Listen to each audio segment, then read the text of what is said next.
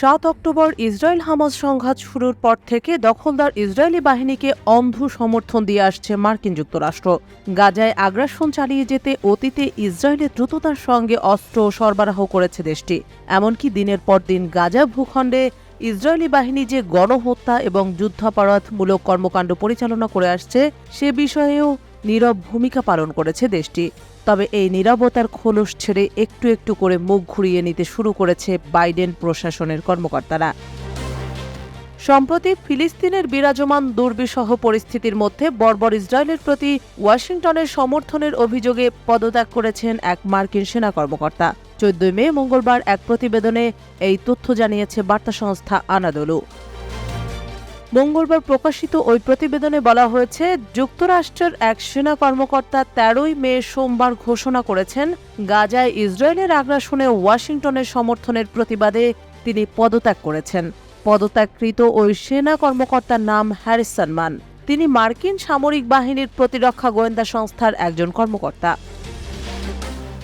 Anadolu agency জানিয়েছে, প্রতিরক্ষা গোয়েন্দা সংস্থার কর্মকর্তা হ্যারিসন মান তার পদত্যাগের চিঠি নিজের লিঙ্কডইন প্রোফাইলে প্রকাশ করেছেন। সেখানে তিনি বলেছেন, ইসরায়েলকে দেওয়া যুক্তরাষ্ট্রের প্রায় অকুণ্ঠ ও নিঃশর্ত সমর্থন হাজার হাজার নিরীহ ফিলিস্তিনিদের হত্যা ও অনাহারে রাখতে ভূমিকা রেখেছে। সামরিক বাহিনীতে তার কাজ নিঃসন্দেহে সেই সমর্থনে অবদান রেখেছে বলে উল্লেখ করে মান বলেছেন, এটি আমাকে অবিশ্বাস্য লজ্জা দিয়েছে এবং আমার অপরাধবোধের কারণ হয়ে দাঁড়িয়েছে। এই নিঃশর্ত সমর্থন সংঘাতের বেপরোয়া বৃদ্ধিকে উৎসাহিত করে, যা বৃহত্তর যুদ্ধের ঝুঁকি তৈরি করে।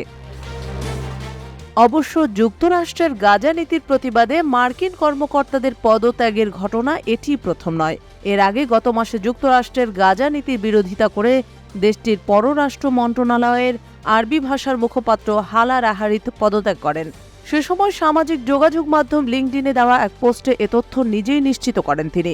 লিঙ্কডইন পোস্টে তিনি লেখেন, পররাষ্ট্র মন্ত্রণালয়ের সম্মানজনক পদে 18 বছর চাকরি করার পর 2024 সালের এপ্রিলে আমি পদত্যাগ করছি। গাজা ইস্যুতে মার্কিন সরকারের নীতি এর মূল কারণ। এর আগে গত মার্চ মাসে মার্কিন প্রেসিডেন্ট জো বাইডেনের গাজা নীতির প্রতিবাদে পদত্যাগ করেন মার্কিন স্টেট ডিপার্টমেন্টের মানবাধিকার কর্মকর্তা অ্যানেল শেলিন।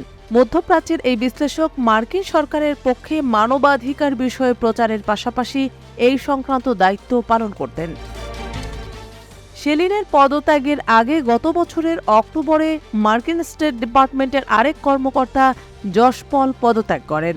বাইডেনের গাজা নীতির প্রতিবাদে পদত্যাগ করা ওই কর্মকর্তা ছিলেন স্টেট ডিপার্টমেন্টের রাজনৈতিক সামরিক বিষয়ক ব্যুরোর একজন পরিচালক।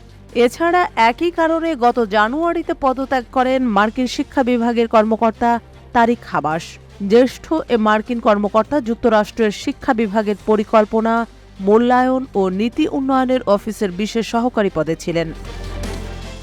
উল্লেখ্য যে বিশ্বে কৌশলগতভাবে সবচেয়ে গুরুত্বপূর্ণ সম্পর্কগুলোর একটি ইসরায়েলের সঙ্গে যুক্তরাষ্ট্রের মৈত্রী। তবে এইভাবে গাজা ইস্যুতে ইসরায়েলি বাহিনীর নৃশংস ভূমিকাকে কেন্দ্র করে একের পর এক মার্কিন সেনাদের পদত্যাগ নির্দেশ করছে যে এই দুই দেশের বন্ধুত্বের অন্ত হয়তো খুব শীঘ্রই ঘটতে যাচ্ছে।